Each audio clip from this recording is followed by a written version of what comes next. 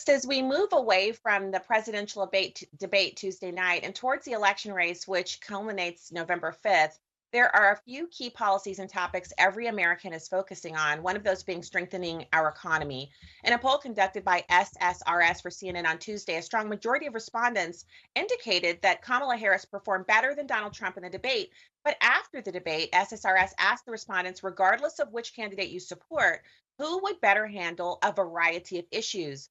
Now, CatholicVote.org has the data here when it came to the economy, widely named by voters to be the most important issue in determining their presidential choice in November. Respondents said Trump would do the better job by a 20-point margin.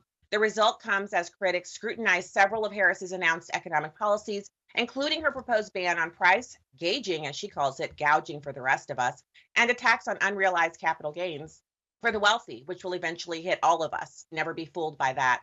Then you have a large portion of votes in this election will be coming from Gen Z, who have jumped into politics on TikTok. And I want you to take a look here. Despite what some people refuse to believe, Donald Trump is receiving so much support from people that are young, kind of like my age. Right.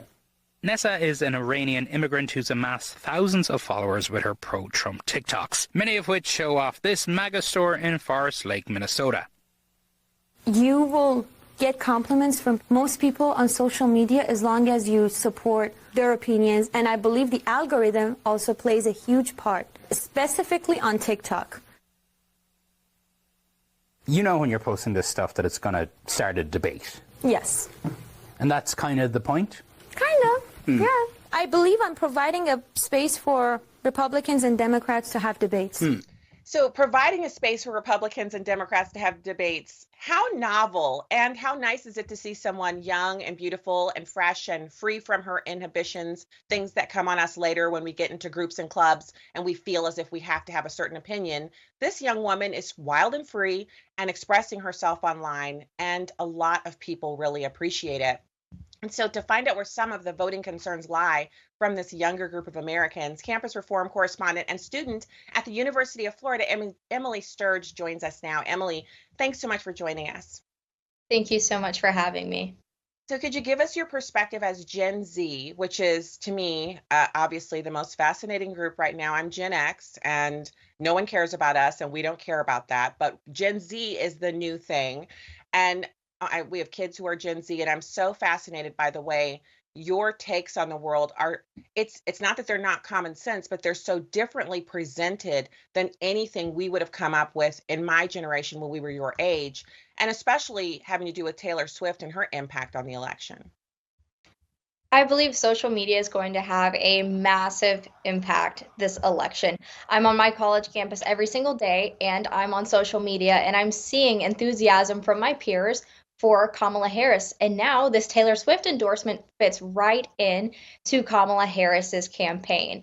I've seen firsthand how my generation has absolutely been captured by Kamala Harris's campaign strategy of having the right vibes and having the right social media presence. Her campaign seems like they've been a lot more focused on going viral on social media with memes and vibes rather than educating voters on actual economic policies that'll make their lives better by cutting costs and lowering inflation. And I really hope to see my generation use their critical thinking skills as we approach this election, instead of focusing on things like vibes and TikTok trends and celebrity endorsements. I want my generation to think about their wallets and their futures. You know, Emily, it's a good thing. And although you're Gen Z, you sound a lot like maybe there are some hidden years in your age range, because you sound like a person who's been out in the world for a while, paying rent or a mortgage, and that you have investments and you have other concerns. And it is fun to lose yourself for a few minutes, maybe a 30-minute spree of swiping and scrolling through on Taylor Swift, or maybe to garden to her music. That's usually when I'm listening to her as I'm in the car or I'm gardening. And there are a few songs of hers that kind of resonate with me, and I listen to them regardless of the fact that I'm not in the target audience. But there are literally millions of moms who are not in her target age range group who listen to her music, and a lot of them don't appreciate her having a silhouette of Kamala Harris at her concerts. or parents who are sending their daughters to go and see these concerts and have a great time listening to fun music don't appreciate the political message because it doesn't comport with what they believe. But she feels free to do it, and I guess she has freedom of speech. But back to what you just said. You said we have to think about our bottom line, our finances, our 401ks, how much things cost, and whether or not we can afford them. That's very adult speak, and I'm not sure if all of Gen Z is quite there yet. I know they will get there. All adults eventually get there, but will they get there in time for the election? I hope they do. Because in the same way that we don't trust Taylor Swift with her relationship advice, my generation and the rest of America doesn't need to be trusting Taylor Swift with voting advice. As a Gen Z woman, I'm absolutely surrounded by women who love Taylor Swift, who idolize Taylor Swift.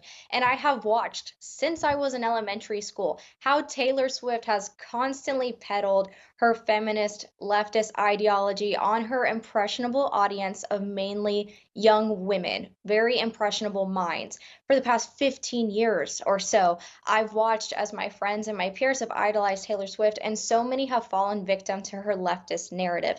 And like I said, I hope women use their critical thinking skills and realize that Taylor Swift has no idea what it's like to live as an average American under the Biden-Harris administration. It's a good point, Emily, because Taylor Swift started her musical career before she was 20. So she was kind of an instant overnight success. She's had successive increases in her wealth and her ability to fly around on private jets and do things that aren't normative for regular Americans. But when you talk about the things that she's really influential on, I can understand the fashion, I can understand music.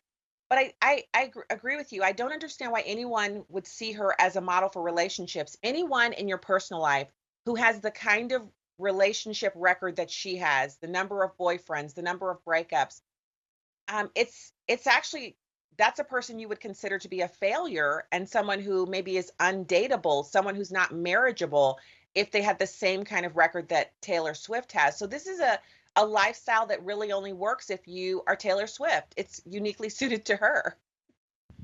She has a very unique lifestyle, and her endorsement does not reflect the priorities or concerns of the rest of Americans. While Taylor Swift is on her private jet, we are commuting, stuck in traffic to work, while we're at the grocery store trying to decide whether or not to feed our families or pay certain bills.